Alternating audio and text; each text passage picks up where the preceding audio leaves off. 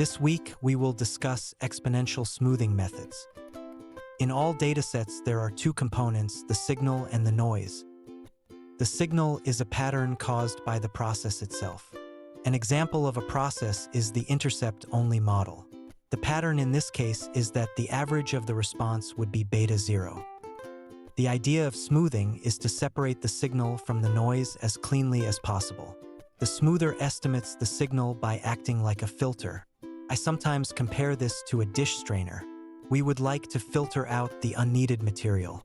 This is done for a dataset by relating current observations to previous ones. So we will replace the current observation by some combination of it and some other set of observations. This is a different situation than you've seen so far. We are not fitting a model per se, as we did in the previous sections. All we are doing is trying to find a pattern that fits the data well so that we can predict what will happen in the future. We are not going to have an equation where the response is some function of time.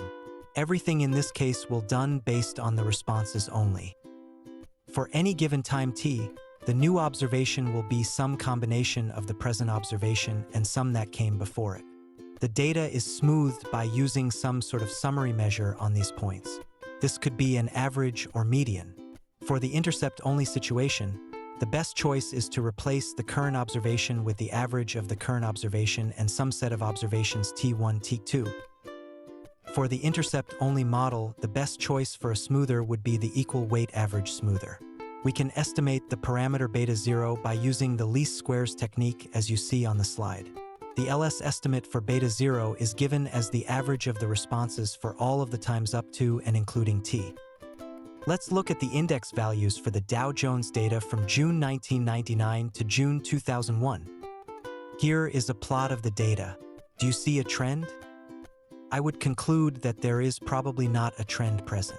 We can now try to fit the no-trend model, but we could also try a simple exponential smoother here. Here again is the raw data. Now we add the no-trend and simple exponential smoother, moving average. It seems that the smoother is more sensitive to fluctuations in the data. In conclusion, it seems that the smoother yields a better fit. This could be because the changes are gradual. What if they aren't so gradual? Here is the Dow Jones data for June 1999 to June 2006. Let's try to fit a simple MA smoother to this data. Here is the plot of the data with the smooth fit on it. You can see that the smoother missed the dip in the dataset. This could be because we are using equal weights. The recent observations have the same effect on the smooth observations as the not-so-recent ones. We can see that the changes in the series are too quick for the smoother to keep up with. The problem here is that older observations in time do not represent the current state of the process as the more recent ones do. If this is the case, then we need to set things up so that those observations do not have as much effect on the current smooth observation. So what should we do? We can remedy the situation by changing the weights for each observation. For the simple MA smoother, we set the weights to be equal.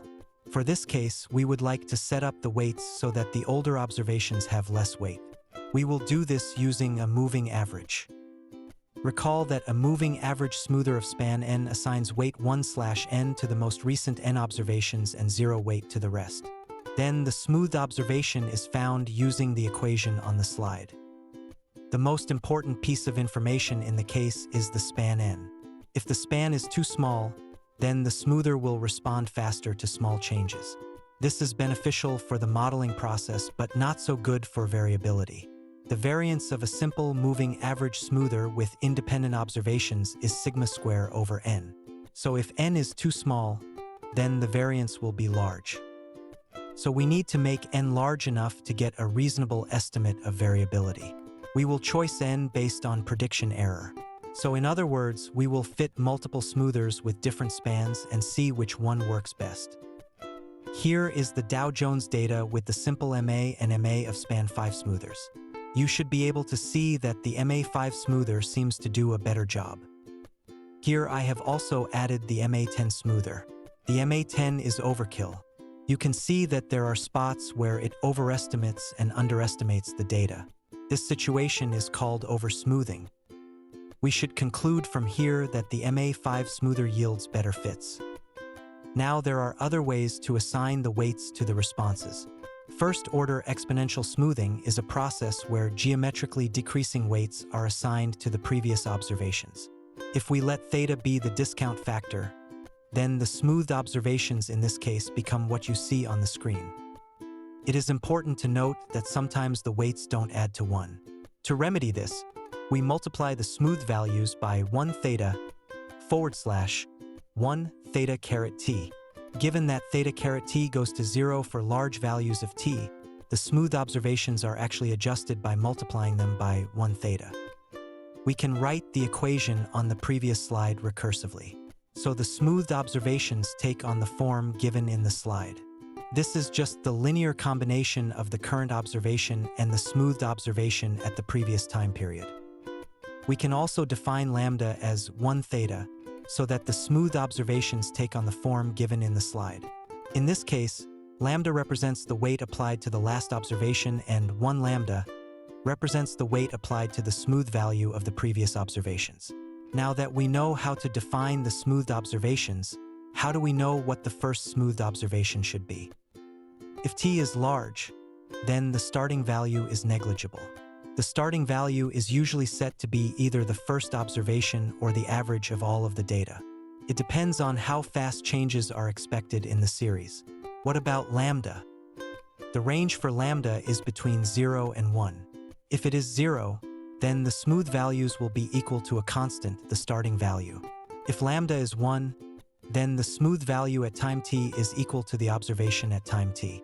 It has been seen that using the range 0.2 to 0.4 seems to work best. Let's go back to the Dow Jones data and fit a first-order exponentially smooth model. In order to do this, we need to decide on the starting value and the value for lambda. Let's try using lambda equal to 0.2 and 0.4 with the first observation as the starting value. Here is the situation with lambda equals 0.2. Denote the accuracy measures.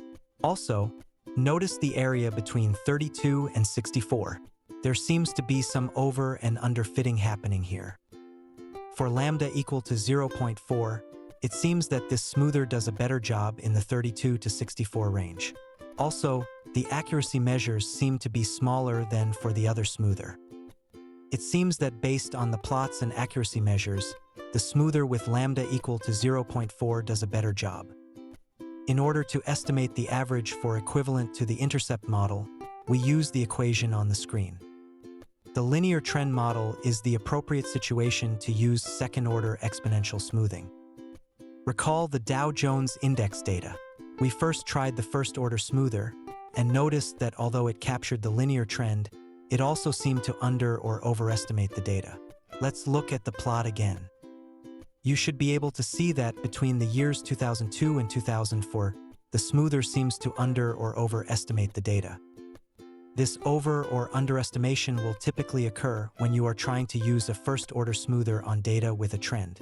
The simple exponential smoother is actually biased for the linear trend based on what is on the screen. One way to remedy this is to choose lambda to be large, since the bias goes to 0 as lambda gets large.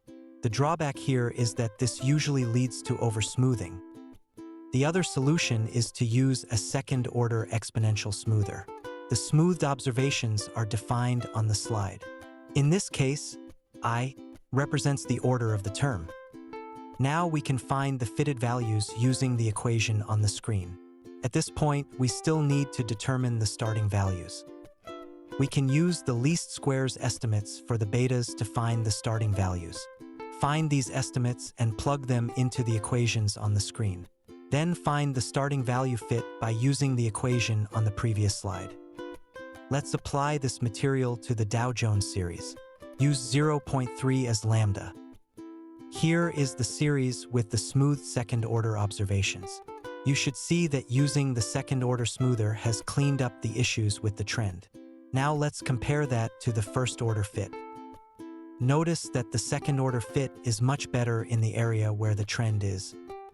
We should conclude that if there is a trend present, the second-order exponential smoother will yield better results. An alternative to second-order exponential smoothing is called Holt's method. This is sometimes referred to as the double exponential method. Holt split the series into a level piece and a trend piece. The equations to find each are given in the slide. Notice here we have two constants, alpha and gamma. Also, we will need starting values for both the level and trend pieces. The initial values for level and trend can be determined by fitting the linear model to the data and using the intercept and slope as the starting values for level and trend respectively. We again will use values for gamma and alpha between 0.2 and 0.4. Use Holt's method on the Dow Jones Index data. Compare the results to the second-order exponential fit. Here are the fits for Holt's method. Notice that we still seem to have issues with over and underfitting the data. Here is a plot that compares the two techniques. The second-order exponential smoother seems to do a better job in the problem area. In this case, the second-order exponential smoother does a better job. You could try Holt's method with different values for gamma and alpha. One could employ even higher-order exponentially weighted smoothers. Normally, these functions are quite complicated, and in those cases, the Box-Jenkins techniques seem to work better anyway. The whole point of all of this smoothing is to try to create forecasts. Both types that we have talked about can be used for forecasting. For the first-order smoother, the forecast at time t+1 is given on the slide. Lambda is important when dealing with forecasts. A forecast is defined as the smoothed observation for the previous time plus lambda times the difference between the current observation and the previous smoothed observation. This difference is just the forecast error. Notice that if lambda is large, then a large reaction will occur due to the forecast error. The bad part is that this could also happen when it is just a random fluctuation. Here is the prediction interval for any lead time. You should notice that the prediction interval is the same for all lead times. This shouldn't surprise you since we would use this in place of the intercept-only model. How do we estimate sigma? We will estimate sigma using the least squares technique with the one-step-ahead forecast errors. We can also use the forecast errors to take some of the subjectivity away from determining lambda. The SS for error will be determined for a given set of lambda. Then the lambda that yields the minimum SS for error will be chosen. The tau step-ahead forecasts for second-order exponential smoothing are given on the screen. Notice that these are much more complicated than they were for their first-order counterparts. These will depend both on tau and lambda. The prediction intervals for the second-order exponential smooth data is given on the screen. Notice that the equation for C is also given. Here is an example in which we are trying to predict the average speed on a highway during non-rush hours. Let's use exponential smoothing to form a model for the first 75 weeks and create forecasts and PIs for the remaining weeks. Here is the raw data. Based on the plot, it would seem that first-order exponential smoothing should be sufficient. We first need to decide on lambda. Here is a plot of the SSE versus lambda. We should choose the lambda that minimizes the SSE. Based on the plot on the previous slide, we should use lambda equal to 0.47. Here are the results from the smoothing. You can see that there are some large observations that seem to be missed.